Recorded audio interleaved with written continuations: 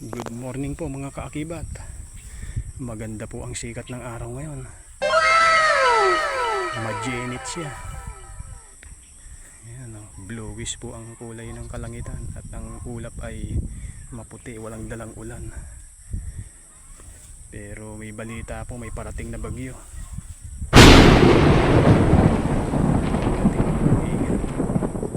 At sana po ay panalangin natin na humina ang bagyo para hindi maepektuhan ng mga gulay na pananim ng mga magsasaka.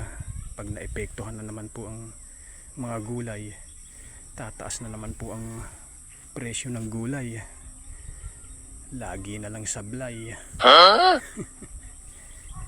Kaya tayo po kung minsan ay magbulay-bulay, panalangin po natin ang